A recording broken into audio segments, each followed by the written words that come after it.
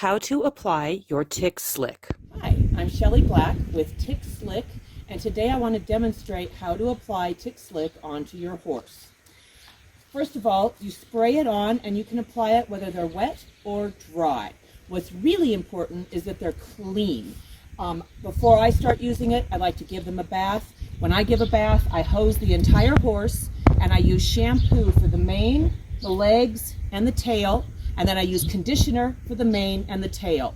If the mane and tail are soft and supple and healthy, Tick Slick is going to work much better than a dry, dirty, cakey, stiff mane or tail. Same for the legs. If the legs have fly spray or urine all over them, then a Tick Slick will not be as effective. You can apply it wet or dry. If you're ready to go out on a trail ride and your horse's legs are dirty, just hose them off from the knees down. Squeegee them with your hand for a quick drip dry, spray your Tick Slick on, and head out onto the trail. That's fine. Samson was bathed about a week ago, so he's not spotlessly clean, but he's as clean as he needs for this to be working. So I'm going to apply the Tick Slick to his legs and his mane and his tail. You don't need to apply it to the entire body unless you're riding through brush that's as tall as your horse. If the brush is shorter than your horse, you do not need to apply all the way up. Never, ever, ever apply Tick Slick to the saddle or cinch area. It makes the coat slippery so the ticks cannot cling. It will also make your saddle slippery. So where you really want to apply it is where they're going to come in contact with the brush. So you're going to apply it to their legs. And always shake well, by the way. And if you're mixing it yourself, it is 5 ounces of concentrate to exactly 27 ounces of water. Purified water is your best. Shake it up real well. Spray the leg. You can get pretty close, so you're saturating the leg. I am going to spray him from the knees down, and then that way he can go through brush up to knee height, and the ticks will not be hanging on. You soak it pretty good. You want to get the coat nice and damp. You do not have to have it wet enough to go all the way to the skin. It is not essential to soak it to the skin, but it is essential to make it damp to the touch. You really want to get the tail, and again, if it's nice and clean and soft, it's going to work better.